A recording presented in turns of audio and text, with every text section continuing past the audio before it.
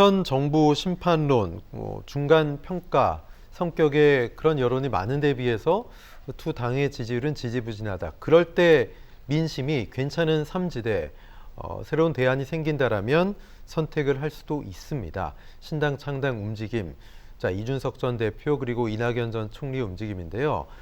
일단 이 전 대표가 이달 중순쯤에 신당 창당을 구체화했습니다. 천하람 전 위원장 그리고 이기인 전 경기도 의원 또 허은하 국민의힘 의원, 문병호 전 의원까지 합류할 것으로 보입니다. 이 전 대표는 사람이 그만큼 많다는 얘기죠. 휴대폰 통화 목록, 내가 얘기하고 있는 사람 목록까지 보여주고 싶은 마음이다. 이런 얘기까지 하고 있는데 민주당 인사들도 있다라는 일종의 어떻게 보면 좀 저 허세 아니냐 이렇게 보는 시각도 있거든요. 어떻게 보십니까? 그 속이야 모르죠. 뭐 실체야 또 모르고요. 네. 그러나 꼭 좋은 방식은 아닌 것 같아요. 예. 신당 창당 계획이 있고 또 함께할 사람들이 이미 리스트업이 돼 있을 거 아닙니까? 네. 그러면 본인 일정에 따라서 차분하게 하면 되는 것이지 이거를 일종의 허장성세 하듯이 예. 그렇게 하는 것은 꼭 그 이준석 대표 그래도 젊은 정치인이고 이름도 개혁신당 아니에요? 네. 거기에 좀 안 어울리는 것 같고요. 개혁신당이라는 이름이 사실 90년대 중반에 있었는데요. 그렇죠? 그렇습니다. 예. 예. 자, 국민의힘에선 이른바 이준석을 만드는 신당을 야당이라고 지금 지칭을 하고 있어요. 국민의힘 입장에서는 야당일 수 있겠죠. 이재명 대표와 민주당보다 윤 대통령과 국민의힘에 대한 비판이 거의 전부다 이렇게 보고 있어서 그런 것 같은데 이준석 신당의 정체성 어떻게 포지셔닝 할 거라고 보세요? 글쎄요, 그 이준석 대표의 말이 워낙 이제 화려하기도 하고 또 신당에 대해서 이제 수권 능력이 있는 이런 정도의 신당으로 표명을 했기 때문에 네. 오히려 더 어떤 정체성과 비전을 갖고 할지 궁금해집니다. 그러나 이제 누가 봐도 국민의힘에서 존재하지 아니하고 존재하지 못하고 탈당을 해서 신당을 하는 거고 그 현실적인 특히 총선을 앞두고 그 신당의 효과라는 것이 그렇게 거대하지가 않다. 이렇게 이제 예측하고 있는 마당이기 때문에 어떻게 생존 전략을 쓰고 가져갈 것인가 이런 데 오히려 주목도가 있어지는 거거든요. 그래서 신당의 어떤 비전이라든가 정체성이라든가 이런 것을 아무리 이제 거대하게 얘기를 해도 현실적으로는 총선에서 어떤 성적표를 거둘지 예. 그 틈새를 어떻게 공략할지 이런 것에 모아지고 있기 때문에 말과 실존하는 그 신당의 모습하고는 조금 배치되는 측면들이 발견이 될 겁니다. 네. 그렇다면 제3지대 거대 양당에 실망한 민심은 3지대에 과연 눈길을 주고 있을까요? 마음을 줄까요?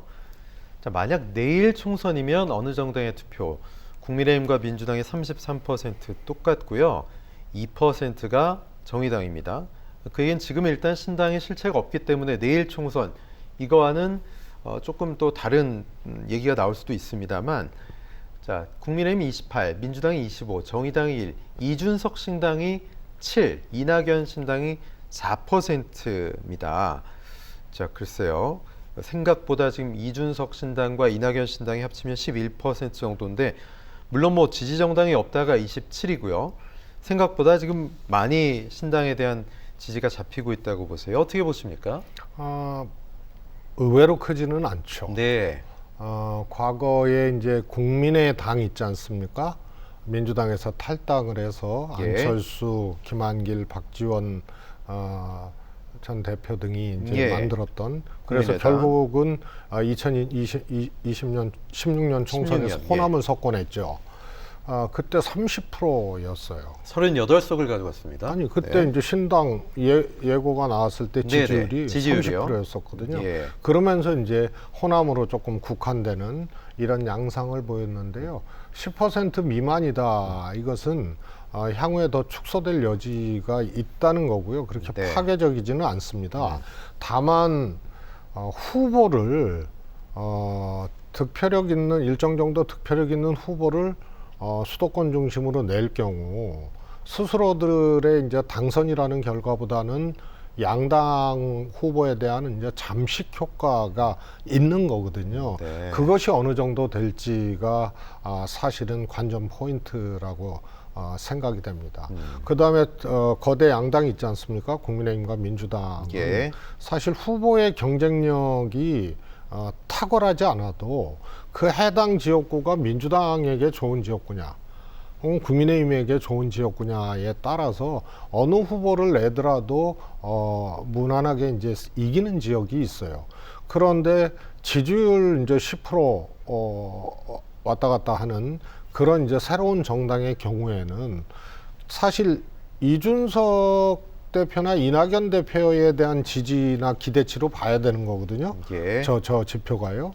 그런데 이것이 막상 이제 총선 후보로 각 지역구에 누굴 내보내잖아요. 그러면은 신당 지지도보다 떨어지게 돼 있습니다. 힘이 확 빠진다 이거죠. 예, 예. 그래서 거대 양당하고는 실제 득표력에서는 좀 다른 양상을 보이고 있기 때문에 역시 이제 주목해서 봐야 될 것은 잠식 효과가 어느 정도 되느냐. 예.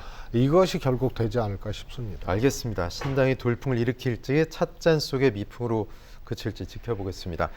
최재성 전 수석님 고맙습니다. 감사합니다. 네.